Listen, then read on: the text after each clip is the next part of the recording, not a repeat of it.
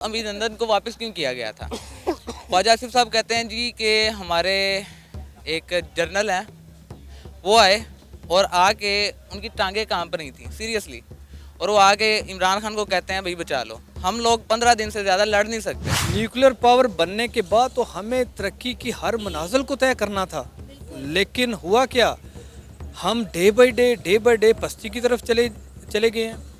Nuclear तो है, वो एक डिफेंस सिस्टम है, लेकिन डिफेंस भी तब होता है जब आपकी आवाम के पेट भरे हैं। भूखे पेट तो मतलब फौज भी नहीं लड़ सकती। हमारी मसाजिद को शहीद किया तो उनके मंदिर कौन सी बड़ी बात है, हम भी शहीद कर देंगे उनको, अल्लाह माफ करे शहीद। सर उनकी तरफ से तो ऐसी कोई बात की नहीं गई ना। हाँ, तो वही तो सबसे पहले तो मैंने यही बात की है कि शेख रशीद बोंग है, तो उनकी बात को सीरियस लेना ही नहीं चाहिए। मतलब सियासी अदम इस्तेकाम आया हुआ है, इनके ऊपर मतलब तवज्जो दें, बजाय इसके के मतलब घर खाने में खाने के लिए कुछ नहीं और दुश्मनों को आंखें दिखा रहे हैं। वो कहते हैं ना कि जो गरजते हैं वो बरसते नहीं, और अल्हम्दुलिल्लाह हम बरसने वाले हैं, गरजने वाले नहीं। और इंडिया गरजने वाला है, वो इसलिए दिखा रहा है कि हमारे पास ये है, हमारे पास वो है, हमारे पास फलां है, डींग है। लेकिन जब हमें जवाब देना पड़ा तो हम इंशाल्लाह दिखाएंगे, बताएंगे नहीं, करके दिखाएंगे हम।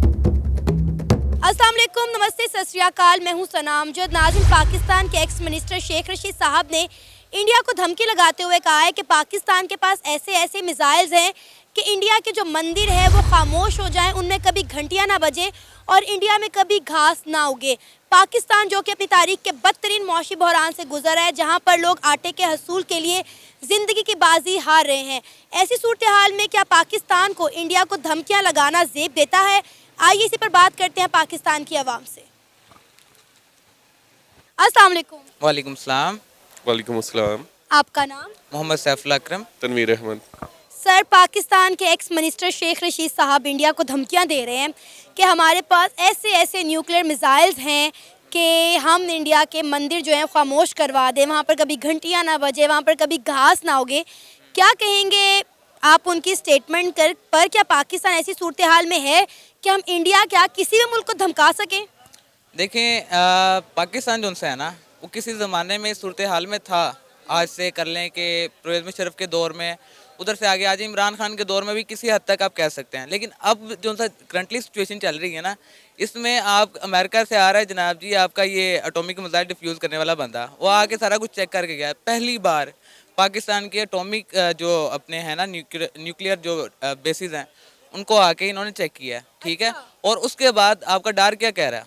वो कह रहा है जी कि हम जो मर्जी हो जाएं, हम अपने मिसाइल जो उनसे हैं किसी सूरत में लॉन्ग रेंज मिसाइल जो उनसे हैं उन्हें डिफ्यूज़ नहीं करेंगे, उन्हें ख़त्म नहीं करेंगे। जब आपके मुल्क में इस तरह की बातें हो रही हैं तो मेरे ख्याल से शेख साहब को इस तरह का कोई बयान देना ही नहीं चाहिए था। सर, आप क्या कहेंगे उनकी स्टेटमेंट पर? देखिए, सबसे पहले तो मैं ये कहना चाह रहा हूँ कि शेख रशीद साहब की बात का जो है ना सीरियस लेना भी नहीं चाहिए। अच्छा। जैसे वो बोंगे इंसान है तो बिल्कुल भी सीरियस नहीं लेना चाहिए। और हाँ, जब अगर इस टॉपिक पे हम अगर आ गए, अगर हमारी आर्मी मतलब इस ये करने के लिए आ गए, तो अगर उन्होंने हमारी मसाजिद को शहीद किया तो उनके मंदिर कौन सी बड़ी बात है, हम भी शहीद कर देंगे उनको, अल्लाह माफ करे शहीद। सर उनकी तरफ से तो ऐसी कोई बात की नहीं गई ना। हाँ, तो वही तो सबसे पहले तो मैंने यही बात की है कि शेख रशीद बोंग है, तो उनकी बात को सीरियस लेना ही नहीं चाहिए।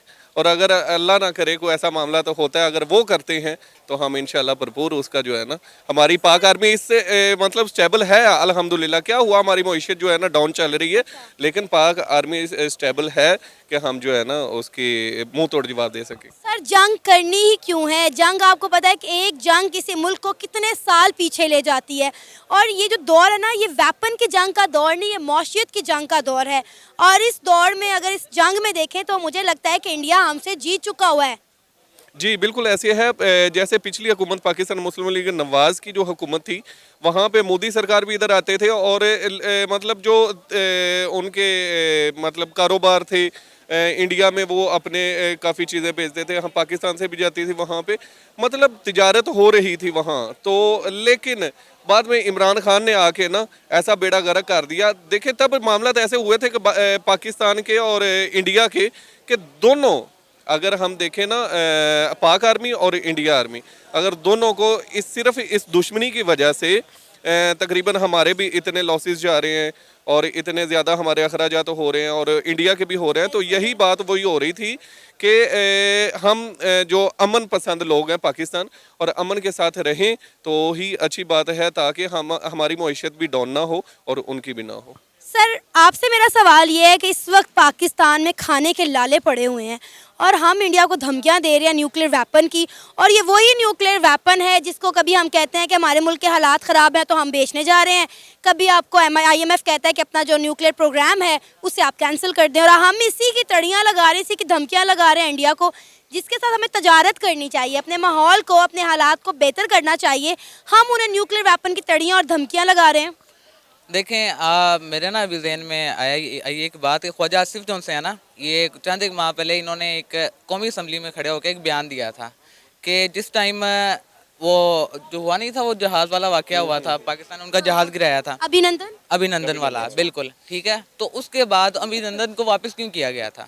ख्वाजा आसिफ साहब कहते हैं जी कि हमारे एक जर्नल हैं, वो आए और आके उनकी टांगें काम पर नहीं थी सीरियसली, और वो आके इमरान खान को कहते हैं भाई बचा लो, हम लोग 15 दिन से ज़्यादा लड़ नहीं सकते, ठीक है। जब इस तरह की आपकी सूरत हाल होगी, आपकी फ़ौज, यकीन करें मुझे ना ये कहते हुए बिल्कुल अच्छा नहीं लग रहा कि मैं अपनी पाक आर्मी के बारे में कोई बात कर रहा हूँ।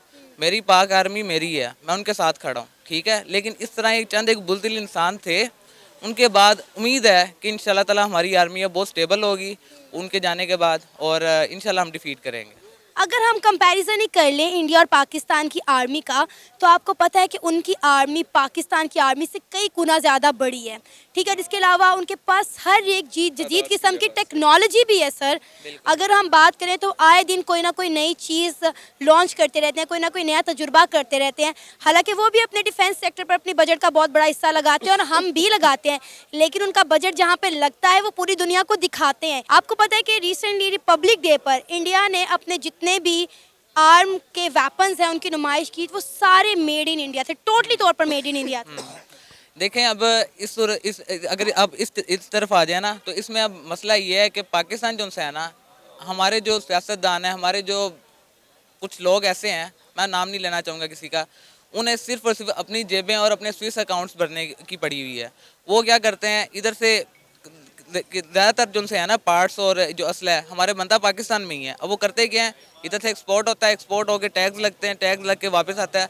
100 रुपए की चीज़ बनी, उधर जाके 1000 रुपए की हुई, 1000 की वापस आते आते 10,000 की होगी। अच्छा, मुझे तो ये लगता था कि हम जितना भी वेपन्स है उसके लिए अमेरिका और जो है चाइना उस पर डिपेंड करते हैं। आपसे पहली दफ़ा सुनने को मिला कि ये पार्ट जो है हम बनाते हैं। नहीं नहीं, ऐसी बात नहीं है। पाकिस्तान 5वां मुल्क है बड़ा जो अब वेपन्स बनाता है अपने, ठीक है।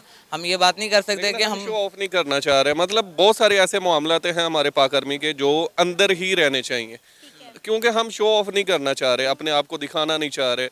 वो कहते हैं ना कि जो गरजते हैं वो बरसते नहीं, और अल्हम्दुलिल्लाह हम बरसने वाले हैं, गरजने वाले नहीं। और इंडिया गरजने वाला है, वो इसलिए दिखा रहा है कि हमारे पास ये है, हमारे पास वो है, हमारे पास फलां है, डींग है। लेकिन जब हमें जवाब देना पड़ा तो हम इंशाल्लाह दिखाएंगे, बताएंगे नहीं, करके दिखाएंगे हम इंशाल्लाह। आपको नहीं लगता हमें ये जंगी बातें करने की बजाय जो है अमन की तरफ जाना चाहिए, इंडिया के साथ दोस्ती का हाथ बढ़ाना चाहिए? इस वक्त इंडिया जिस तरह उभरती हुई ताकत बन रहा है, सुपर पावर बनने जा रहा है, तमाम दुनिया उन्हें सराह रही है, उनके साथ हाथ मिला रही है। आपको नहीं लगता कि हमें भी उनके साथ ताल्लुकात बेहतर करने चाहिए, जंगी बातें और नफ़रत की बातें करने की बजाय? देखें जब बरसगीर आज़ाद हुआ था ना, पाकिस्तान और इंडिया बना था, तो अंग्रेज़ों ने एक फितना छोड़ा था जिसे हम आजकल कश्मीर कहते हैं। कश्मीर का वाला जो फितना है ना, जानबूझ के छोड़ा गया था ताकि ये दोनों जो कंट्रीज़ हैं आपस में हमेशा लड़ते रहें, ये तनाज़ा कायम रहे, और इसके बलबूते पे वो लोग अपना असला वेपन्स अपने सेल कर सकें, और वो आज कामयाब हैं। पाकिस्तान और इंडिया जो मर्जी कह लो, हम लोग ब्रिटिश कॉलोनी आज भी हैं। हमारा आज तक सारे का सारा जो एजुकेशनल बजट है वो सारे का सारा अफोर्ड करता है यूके, ठीक है। ये आप गूगल कर लीजिएगा जाके। और जब इस तरह की आपकी सूरत हाल होगी ना, जब आपकी आलमी जो इंटरनेशनल पावर्स हैं, जब उनका आप पे दबाव होगा, तो आप कुछ भी नहीं कर सकते। ये हम लोग खेल रहे हैं सिर्फ उनकी उंगलियों के जो कठपुतली का आपने शायद कभी देखा हो, हमारा वो हिसाब है। लेकिन हम तो एक मैसेज ही देना चाह रहे हैं पाकिस्तान की हुकूमत को, शहबाज शरीफ साहब हैं क्योंकि अभी तो वही हैं, कि अमन पसंद ज़िंदगी जो है ना वो बहुत ही बेटर है। और इस झंझट से निकलने के लिए तिजारत वहाँ से शुरू कर लेनी चाहिए। मैं तो कहता हूँ जो मेरा माइंड है तो हाँ रॉन्ग भी हो सकता है, लेकिन पाकिस्तान जैसे जैसे मईशत इतनी डाउन जा रही है हमारी, उसे अच्छा करने के लिए उसे अगर मतलब हमें अमन पसंद ज़िंदगी गुजारनी है ना, तो हम, क्योंकि जंग हो ही नहीं सकती, क़यामत आ जाएगी पाकिस्तान और इंडिया की जंग नहीं होगी, अब नहीं हो सकती। और अगर जंग अल्लाह ना करे हो गई तो दोनों मुल्क में कुछ नहीं बचेगा। लेकिन इससे बेटर है अगर जंग होनी ही नहीं है तो अपनी आर्मी के साथ साथ अपने अवाम को भी हम जो है ना अच्छा रिस्पांस दें, क्योंकि दूसरे ममालिक भी हैं, हम वहाँ भी आना जाना, हाँ इंडिया में क्यों नहीं आना जाना होगा, वहाँ से भी तिजारत करते हैं और वो भी हमारे साथ मतलब कोऑपरेट करेंगे, हम उनके साथ करेंगे। तो मेरा तो यही मशवरा है। आपका नाम? उमर लतीफ़। सर, हमारे एक्स मिनिस्टर शेख रशीद साहब ने इंडिया को धमकियां देते हुए कहा है कि हमारे पास ऐसे ऐसे न्यूक्लियर मिसाइल्स हैं कि इंडिया के जो मंदिर हैं वो खामोश हो जाए, इंडिया के मंदिरों में कभी घंटियां ना बजे और इवन के इंडिया में कभी घास भी ना उगे। आप उनकी स्टेटमेंट पर क्या कहना चाहेंगे कि इस वक्त पाकिस्तान की जो मौजूदा सूरत हाल है, हम इस कंडीशन में हैं कि हम इंडिया को इस तरह की धमकियाँ दे सकें? जी बिस्मिल्लाहिर्रहमानिर्रहीम, शुक्रिया आपका, आपने मुझे मतलब मौका दिया। पहली बात तो ये है कि आज के दौर में जो ये मिसाइल्स वाली जंग है, ये तो इसका दौर ही ख़त्म होता जा रहा है। आजकल तो आपको पता है थर्ड वॉर जनरेशन जो है वो चल रही है, और शेख रशीद साहब ने जो स्टेटमेंट दी है, ये मैं समझता हूँ कि पॉलिटिकल स्टेटमेंट हो सकती है कि अपने जो फॉरेनर्स हैं, अपने जो वर्कर्स हैं, उनको खुश करने के लिए। लेकिन जिस तरह आज पाकिस्तान के हालात हैं, जिस तरह महंगाई है, जो इस पाकिस्तान में ह्यूमन राइट की वायलेशन है, इस टाइम तो हमें ज़रूरत है मिल बैठ के सोचने की कि हम इस मुल्क को इस दलदल से, इस बहरान से निकाले कैसे। इंडिया नो डाउट उनके साथ हमारा कन्फ्लिक्ट चल रहा है, लेकिन अगर देखना तो ये है कि हमें कन्फ्लिक्ट के साथ साथ उनसे बेनिफिट्स क्या मिल सकते हैं। हमें तो तिजारत का सोचना चाहिए, क्योंकि हम इस पोजीशन में नहीं है कि हम जंग कर सकें। नो डाउट अगर कोई हम पे जंग मसलत की जाती है, एज अ मुस्लिम कंट्री अगर हम पे जंग मसलत की जाती है, हम इतना दम रखते हैं और अवाम हमारे इतना जज्बा रखती है कि वो इंडिया को मुंह तोड़ जवाब देने की सलाहियत हम रखते हैं। लेकिन दिस इज़ अ टाइम कि हम अपने मुल्क की अवाम, गरीब अवाम के बारे में सोचें जो रोटी के लिए तरस रहे हैं। इस टाइम तो रोटी की ज़रूरत है, हमें रोटी का सोचना चाहिए कि रोटी। सर, कभी हमारे हुक्मरान जो है वो इंडिया के साथ अमन की अपील कर रहे होते हैं कि हमें इंडिया के साथ जो है ताल्लुकात बेहतर करने चाहिए, इसी में ही हमारा फ़ायदा है। कभी हमारा कोई मिनिस्टर उठ के इंडिया को इस तरह की धमकियां देता है, तो कोई कहता है कि इंडिया के साथ ट्रेड शुरू करो, इंडिया के साथ अमन की अपील की जाती है, कि क्या रीज़न है? कभी हम कुछ कहते हैं, कभी हम कुछ कहते हैं, हम तो एक थाली के चट्टे बट्टे ही नहीं हैं। एग्जैक्टली आप ठीक कह रही हैं, लेकिन एक्चुअली जब आप गवर्नमेंट में होते हैं और जब आप गवर्नमेंट में नहीं होते तो स्टेटमेंट जो होती है वो वेरी करती है। जब शेख साहब गवर्नमेंट में थे उनकी स्टेटमेंट डिफरेंट थी, अभी गवर्नमेंट में नहीं है तो उनकी स्टेटमेंट का इतना मतलब असर नहीं होता। सिर्फ देखने की ज़रूरत ये है कि हमें तिजारत को बहाल करना है।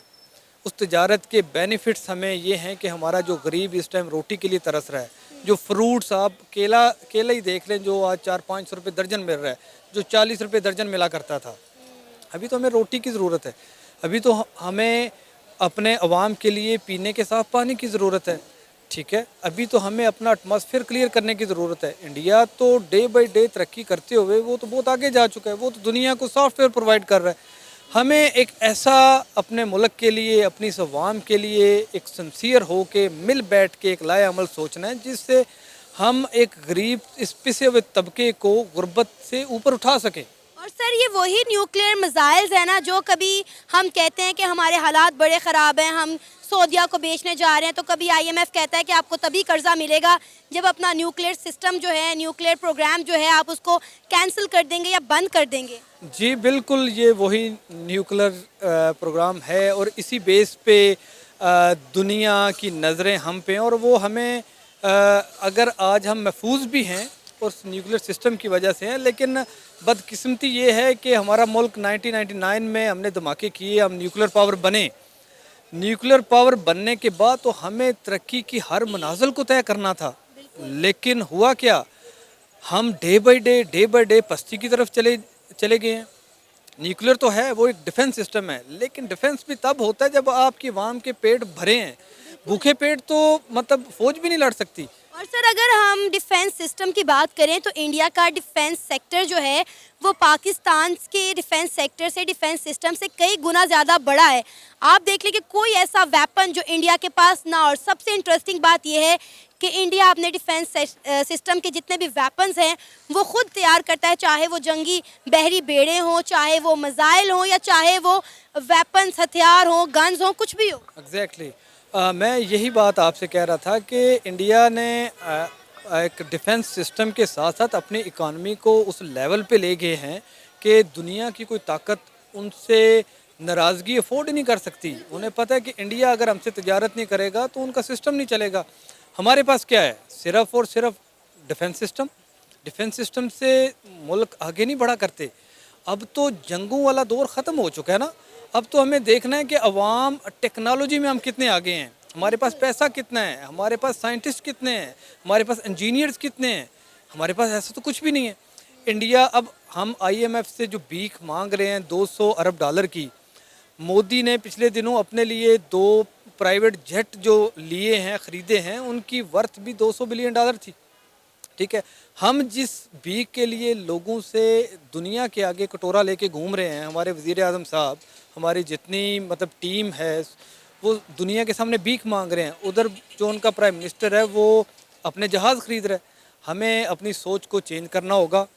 हमें अपने मुल्क के लिए, अपनी आवाम के लिए, अपने मुल्क के फ्यूचर के लिए सोचना होगा। जिस तरह ये खाली गीदड़ भभकियों से ना तो जंगें जीता जाती हैं, ना ही मुल्क तरक्की करते हैं। खावर पाकिस्तान के एक्स मिनिस्टर हैं शेख रशीद साहब, उन्होंने इंडिया को धमकी लगाते हुए कहा है कि हमारे पास ऐसे ऐसे मिसाइल्स हैं कि इंडिया की जो मंदिर हैं वो खामोश हो जाएं, उनके मंदिरों में कभी घंटियां ना बजें, वहाँ पर कभी घास ना उगे। क्या कहेंगे उनकी स्टेटमेंट पर आप?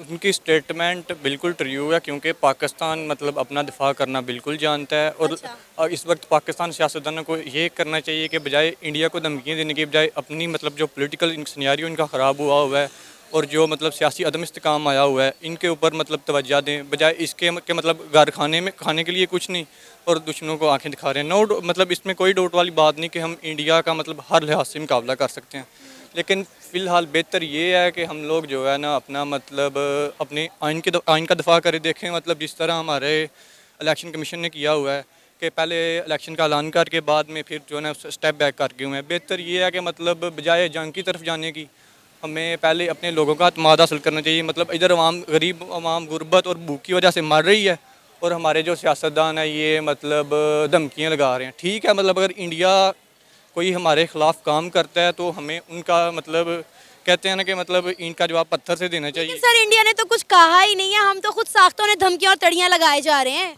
और यही बात है ना कि मतलब अपना वोट बैंक क्रिएट कर रहे हैं, मतलब अपनी सियासत को चमकाने के लिए, अपने पीछे लोगों को लगाने के लिए, तो मतलब ये इंडिया वाला पत्ता खेल रहे हैं। ये मुझे समझ नहीं आती कि कभी आधे हमारे सियासतदान कहते हैं कि इंडिया के साथ ताल्लुकात बेहतर करने चाहिए, आधे हम कहते हैं कि जी हम इंडिया को ये कर देंगे, हम इंडिया को वो कर देंगे। समझ नहीं आ रही कि इनमें एका क्यों नहीं। देखिए जी, ताल्लुक़ तो बेहतर करने चाहिए, ये इसमें हमारी भी भलाई है और उनकी भी भलाई है। अगर इंडिया और पाकिस्तान आपस में फ्री तजारत करते हैं जिस तरह यूरोप वाले लोग आपस में कर रहे हैं, तो इधर लोगों के दोनों तरफ लोगों की मतलब माशी खुशहाली होगी और गुर्बत का खात्मा भी होगा।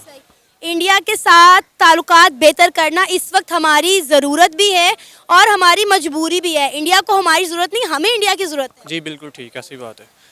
इंडिया देखें ना, मतलब उनकी इकानमी हमारे से स्ट्रांग है और हमारा मतलब देखें उनकी मतलब रुपया किधर है, हमारा रुपया किधर है, उधर डॉलर का रेट क्या है, इधर डॉलर का रेट क्या है। लेकिन हमारे सियासतदानों का मसला क्या पता है क्या है, इन्हें इस्टेब्लिशमेंट की गोद में बैठना है और इक़्तिदार में आना है। पहले नून लीग थी, नून लीग ने पहले 3-4 साल जो है ना मतलब इस्टेब्लिशमेंट के ख़िलाफ़ बातें की हैं। एट दी एंड जब उन्हें मतलब कुर्सी मिली है तो उन्होंने ना कुर्सी पकड़ ली। अब इमरान खान है, अब तो इमरान खान जो है वो भी इस वक्त जो है ना इस्टेब्लिशमेंट के मतलब फुल खिलाफ जा रहा है। लेकिन जिस दिन उसे भी लालीपॉप मिलेगा तो वो भी उस लालीपॉप को पिक करेगा और मतलब इक़्तिदार में आ जाएगा। आपको ये नहीं लगता कि जब कोई सियासतदान इक़्तिदार में होता है तो या तो वो इंडिया की तारीफ़ें करता रहता है और जब इक़्तिदार से बाहर जाता है तो इंडिया की बुराइयां करता रहता है। अवाम को हम हमेशा इंडिया इंडिया इंडिया करके क्यों डराते रहते हैं? इसके पीछे रीज़न पता क्या है, अवाम से लेने होते हैं वोट। जब बंदा अपोजिशन में आ जाता है ना, तो हमारे इधर एक मतलब ना माइंडसेट बना हुआ है कि मतलब नीचे जो अवाम है ना, हम इंडिया को अपना मतलब इब्तदाई दिन से अपना दुश्मन मानते हैं। तो सियासतदान समझते हैं कि हम इंडिया के ख़िलाफ़ नारे लगाएंगे तो हमारा वोट बैंक मतलब इंक्रीज़ होगा। तो जब बंदा हुकूमत में होता है तो ज़ाहिर सी बात है फ़ॉरेन रिलेशन क्रिएट करने होते हैं, तो फिर मतलब इस तरह के बंदा स्टेटमेंट नहीं देता। और इस वक्त जो हमारी सूरत हाल है, हम इंडिया को क्या किसी मुल्क को भी धमकियाँ देने के काबिल नहीं है? ये तो बात बिल्कुल ठीक है, लेकिन हमारे सियासतदान हैं, इनको अपने मतलब इक़्तिदार के लिए ये सब कुछ कर रहे हैं। इनके लिए अवाम भेड़ बकरी हैं और कुछ भी नहीं। ये था हमारा आज का प्रोग्राम। आपने जानी पाकिस्तानी अवाम की राय। मेरा मानना ये है कि इस वक्त पाकिस्तान ऐसी सूरत हाल में नहीं है कि इंडिया क्या किसी दूसरे मुल्क को भी धमका सके। हमें इंडिया को धमकियां देने के बजाय उनके साथ ताल्लुकात बेहतर करने चाहिए। आपकी इस बारे में क्या राय है? आप भी अपनी राय का इजहार कर सकते हैं नीचे दिए गए कमेंट सेक्शन में। इसी के साथ मुझे इजाज़त दें, पर जाने से पहले हमारे चैनल को सब्सक्राइब करें, वीडियो को लाइक करें और शेयर करें। अल्लाह हाफिज़।